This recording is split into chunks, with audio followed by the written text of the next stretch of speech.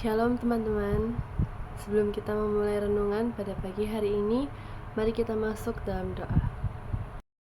Selamat pagi ya Tuhan, kami mengucap syukur atas berkat-Mu pada pagi hari ini. Sebentar anak-Mu akan menyampaikan firman Tuhan. Kiranya Engkau berkati satu persatu, sehingga apa yang disampaikan bisa dimengerti oleh setiap hati kami masing-masing.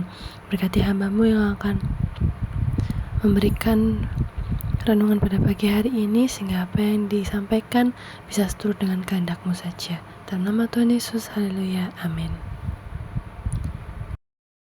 Bacaan kita pada pagi hari ini diambil dari Mazmur pasal 146, ayatnya yang pertama hingga yang ke-10. Tapi kita akan mengambil salah satu ayat natsnya, yaitu pada ayat yang ke-9. Mazmur 146 ayat 9.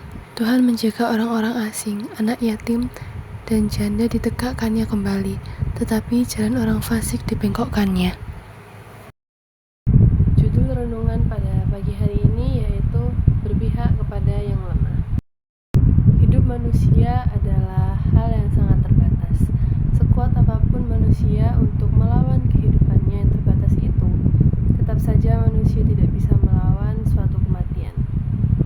Meskipun sesungguhnya kematian adalah pintu dari keabadian, tetapi manusia tetap berjuang keras untuk menolaknya, karena ketidakberdayaan manusia memahami apa yang terjadi di masa depan atau masa keabadian. Lalu pertanyaannya, apa yang bisa kita lakukan dalam masa kehidupan kita yang singkat ini? Dalam bacaan hari ini, pemazmur mengajarkan kepada kita untuk melakukan sesuatu yang sudah dilakukan Tuhan, yaitu berpihak kepada yang lemah. Sepanjang kehidupan yang kita jalani, banyak sekali orang-orang yang sengaja tidak sengaja mereka terpinggirkan atau mungkin bisa dibilang terbuang, seperti orang-orang asing, janda atau anak yatim, yang mungkin mereka adalah korban dari ketidakadilan kehidupan ini.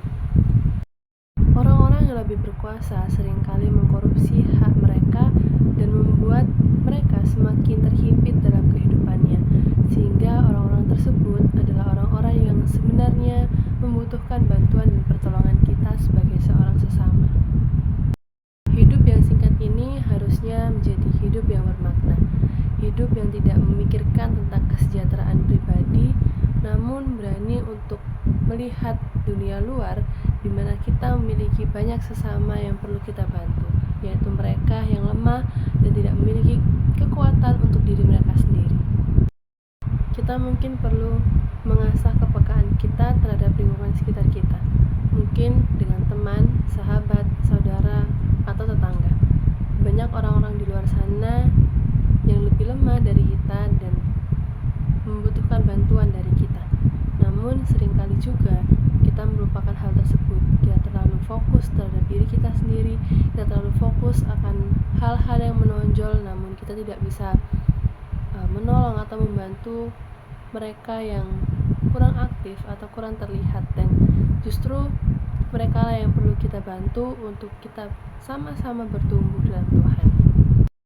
Sama seperti Tuhan yang senantiasa menolong anak-anaknya yang lemah, kita juga harus lebih memahami sesama kita, sehingga kita mengerti bahwa kita bisa saling membantu, saling menolong, sehingga kehidupan kita yang singkat ini bisa lebih bermakna.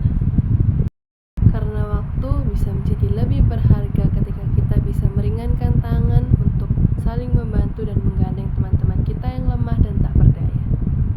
Tuhan Yesus memberkati. Mari kita masuk dalam doa penutup.